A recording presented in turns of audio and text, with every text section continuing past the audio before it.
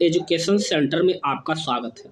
आज हम लोग Bihar civil court clerk, readers और स्टेनो प्यून की प्रारंभिक परीक्षा के हम लोग हिंदी सेक्शन करने वाले, हिंदी भाषा और व्याकरण का सेक्शन करने वाले हैं, जिसमें 20 MCQ प्रारंभिक परीक्षा में पूछे जाएंगे।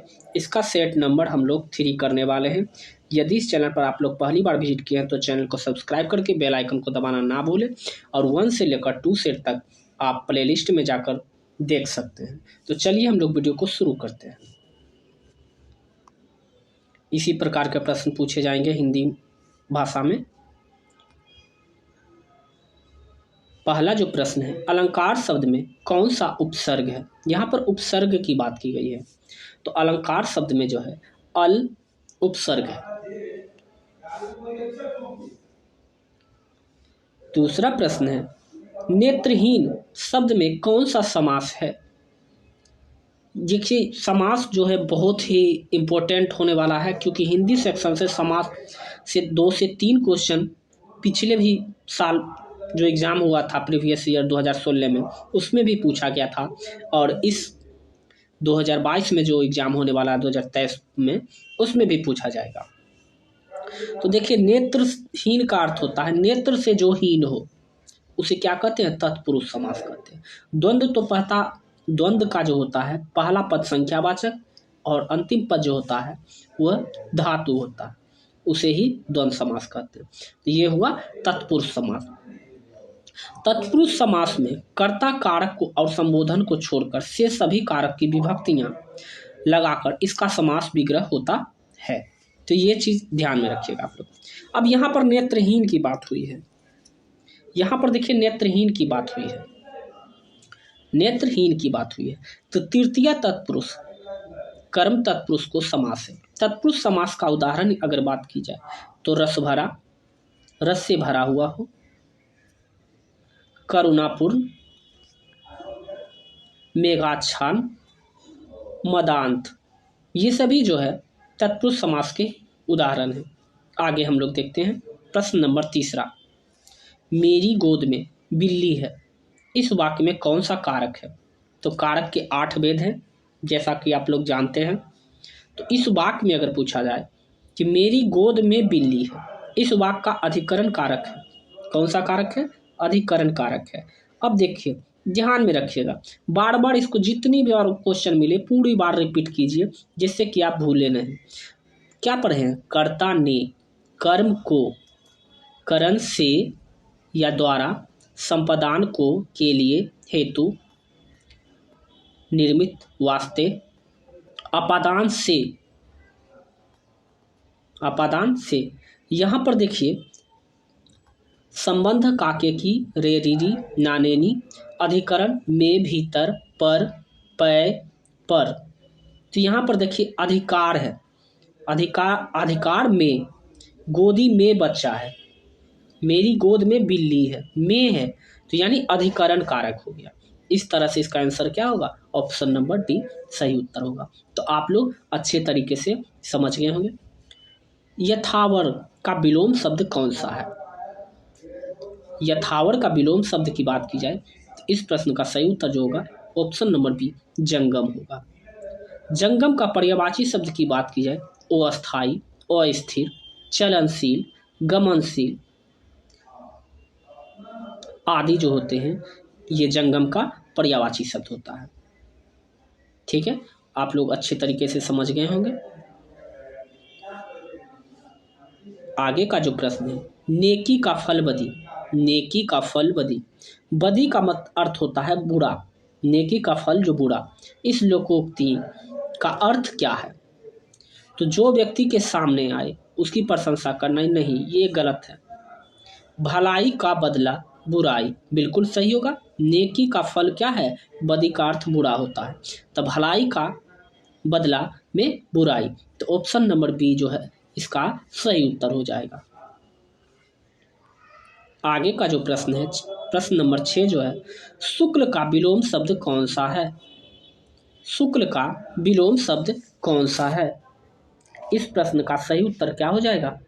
कृष्ण हो जाएगा। शुक्ल का विलोम शब्द जो होता है कृष्ण होता है। ठीक है, सरस का विलोम शब्द नीरस हो जाएगा। सरस का विलोम शब्द नीरस होता है। इसका जो होता है विलोम शब्द नीरस होता है, नीरस होता है। सौभाग्य का विलोम शब्द दुर्भाग्य होता है। आगे का प्रश्न जो है महाप्राण व्यंजन नहीं है, इसमें से पूछा क्या है कौन सा व्यंजन जो है महाप्राण व्यंजन नहीं है। इस प्रश्न का सही उत्तर क्या होगा, को जो है महाप्राण व्यंजन नहीं है। अब थोड़ा सा जान लेते कि महाप्राण व्यंजन कहते क्या। जिन व्यंजन के उच्चारण में अधिक वायु लगता है, अधिक वायु लगता है, उन्हें महाप्राण कहते हैं। प्रत्येक व्यंजन वर्ग के द्वितीय एवं चतुर्थ व्यंजन को महाप्राण होते हैं। क्या बोले, प्रत्येक वर्ण के द्वितीय और चतुर्थ वर्ण को क्या बोला जाता है, महाप्राण बोला जाता है। जिससे खो, ठीक है, द्वितीय और चतुर्थ वर्ण को, खो हो गया, घो हो गया। द्वितीय और चतुर्थ याद रखिएगा, द्वितीय और चतुर्थ वर्ण को जो होता है, द्वितीय प्रत्येक वर्ण के द्वितीय और चतुर्थ वर्ण को क्या बोला जाता है, महाप्राण बोला जाता है। छो और झो, ये सब चीजें आप लोग याद रखिएगा।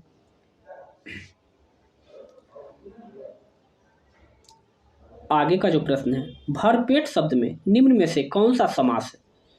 भरपेट शब्द में निम्न में से कौन सा समास है। इस प्रश्न का सही उत्तर होगा क्या, अवयवी भाव समास। क्या होगा, अवयवी भाव समास। जिस,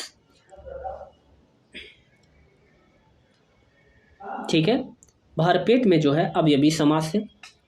अब अवयवी भाव समास कहते किसका है, ये पहले हम लोग जानते हैं। जिस सामासिक पद का पहला खंड अवयव हो उसे अवयवी भाव समास कहते हैं। अवयवी भाव समास के पहले खंड प्रधान होता है, पहला खंड जो होता है प्रधान होता है। भर और मात्र लगाकर अवयवी भाव समास बनाए जाते हैं। यहाँ पर देखिए भर लगा के बना गया है भर पेट, ठीक है, भर और मात्र लगाकर क्या बनाया जाता है, अवयवी भाव समास बनाया जाता है। जैसे भरसक, ठीक है, भरसक, भर रात, भर दिन, जीव मात्र, एक मात्र। तो इस तरह से क्या हो गया, अवयवी भाव समास के उदाहरण हो गए। पृथ्वी शब्द का पर्यायवाची क्या है, पृथ्वी का पर्यायवाची शब्द क्या है। तो यहाँ पर ध्यान दीजिए, पृथ्वी का पर्यायवाची वसुधा, उर्वी, भू, ये सभी जो हैं पृथ्वी के पर्यायवाची शब्द हैं। ऑप्शन नंबर डी इसका सही उत्तर हो जाएगा। आगे का प्रश्न जो है क्वेश्चन नंबर 10 जो है, पर्वत की तलहटी के लिए एक शब्द का चयन करें। पर्वत की तलहटी के लिए एक शब्द का चयन करें। इसका सही उत्तर हो जाएगा ऑप्शन नंबर डी, उपत्यका। उपत्यका जो होता है पर्वत की तलहटी के लिए एक शब्द होता है। बेसिन को पता ही है आप लोगों को, बेसिन वह समभू क्षेत्र कहा जाता है जहाँ तक जल किसी नदी तथा किसी सहायक नदियों से होकर प्रवाहित होती है, उसे बेसिन कहा जाता है। ठीक है, खाने की इच्छा रखने वाले के लिए एक शब्द, ठीक है, विवुच्छा है। जो बुद्धि द्वारा जाना जा सके उसके लिए एक शब्द क्या है, बोधगम्य है। आगे का है, जिसके हाथ में चक्र हो के लिए शब्द निम्न में से कौन सा होगा। बहुत ही इजी प्रश्न है, चक्र पानी कहा जाता है उसे, चक्र पानी। ऑप्शन नंबर बी इसका सही उत्तर हो जाएगा। आगे का प्रश्न जो है, विद्यार्थी के लिए संधि विच्छेद को चुनिए। तो क्या हो जाएगा, विद्या जोड़ अर्थी, विद्या जोड़ अर्थी। तो यहाँ पर देखिए विद्या जोड़ अर्थी, ऑप्शन नंबर सी जो होगा वो बिल्कुल सही होगा, विद्या जोड़ अर्थी। ऑप्शन नंबर सी इसका राइट आंसर हो जाएगा। ठीक है, बुढ़ापा। आगे का जो प्रश्न है, बुढ़ापा एक प्रकार का अभिशाप है, रेखांकित शब्द की संज्ञा कौन सी है। इस प्रश्न का सही उत्तर जो होगा वो होगा भाववाचक संज्ञा। बुढ़ापा, बचपना, ये सभी जो है भाव प्रकट कर रहे हैं, इसलिए इसे भाववाचक संज्ञा कहते हैं। भाववाचक संज्ञा पहचानने के लिए कुछ चिन्ह होते हैं जो शब्द के अंत में प्रत्यय के रूप में जुड़ते हैं, जैसे ई, खा, ता, पन, हट, वट, पा, क, व, स, अंत। यहाँ पर क्या लगा हुआ है? पा लगा हुआ है। ठीक है, इसे क्या हो जाएगा? भाववाचक संज्ञा। आगे हम लोग देखते हैं। आगे जो दिया हुआ है एक मुहावरा है। आगे का जो प्रश्न है, 8 8 आंसू रोना, मुहावरे का आशय क्या है? इस प्रश्न का सही उत्तर होगा बहुत ज्यादा विलाप करना। बहुत ज्यादा विलाप करना। आगे का जो प्रश्न है, मानस का हंस के लेखक का नाम है। इस तरह के प्रश्न भी बिल्कुल पूछे जाते हैं, तो इसको एक बिल्कुल इग्नोर मत करिएगा। मानस का हंस के लेखक का नाम क्या है? तो इस प्रश्न का सही उत्तर हो जाएगा अमृतलाल नागर। अमृतलाल नागर, ये क्वेश्चन जो है पूछा हुआ क्वेश्चन है, पूछा हुआ प्रश्न है। अमृतलाल नागर के महत्वपूर्ण रचनाओं की अगर बात की जाए तो अमृत और विष, खंजन, नयन, अग्नि, गर्भा, बिखरे तिनके, चंद भवन, तो ये सब चीज आप लोग याद में रखिएगा। ठीक है, अब सूरदास की बात की जाए। सूरदास की अगर कुछ रचना को हम लोग देखें,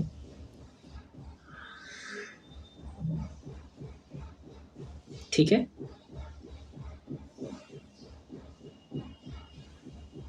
अमृतलाल नागर के उपन्यास की अगर बात की जाए तो मानस का हंस है। ये एक उपन्यास है जो तुलसीदास के जीवनी पर रखकर लिखी गई है। आगे का जो प्रश्न है बहुत ही अच्छा प्रश्न है। नदी, समुद्र, तालाब और गंगा, इन शब्दों में क्रमशः सही पर्यायवाची शब्द वाली पंक्ति को चुनिए। तो अगर बात की जाए नदी का, तो नदी का जो होता है पर्यायवाची शब्द जो होता है तरंगिनी हो जाएगा। ये ऑप्शन बी में भी है, ऑप्शन सी में भी है। और अगर बात की जाए समुद्र की, तो समुद्र का जो होता है जलाशय नहीं होता है, रत्नाकर होता है। रत्नाकर हो जाएगा। तालाब का जलाशय होगा और गंगा का जाह्नवी होता है।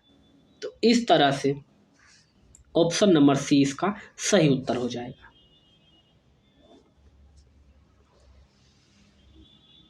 आगे का जो प्रश्न है, संकर शब्द का अर्थ है। संकर शब्द का अर्थ है। इस प्रश्न का सही उत्तर होगा दो भाषाओं के शब्द से मिलकर बना शब्द को ही संकर शब्द कहते हैं। वे शब्द जो दो भाषाओं के शब्दों से मिलकर बना हुआ हो उसे संकर शब्द, विशेष शब्द बन जाता है, जो दो भिन्न भिन्न भाषाओं के मेल से बने होते हैं। आगे का प्रश्न जो है, वह वाक्य सरल वाक्य कहलाते हैं जिसमें, वह वाक्य सरल वाक्य कहलाते हैं जिनमें एक ही उद्देश्य और एक ही विधेय हो। एक ही उद्देश्य और एक ही विधेय हो, उस वाक्य को हम लोग क्या कहते हैं? सरल वाक्य कहते हैं।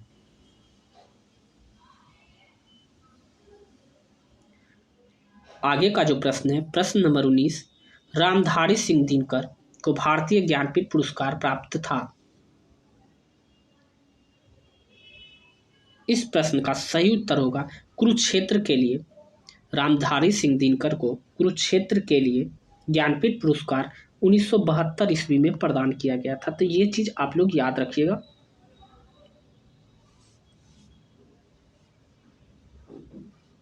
आज के सेट का जो है आखिरी प्रश्न है, निम्न समूहों में से किस शब्द समूह की वर्तनी शुद्ध है?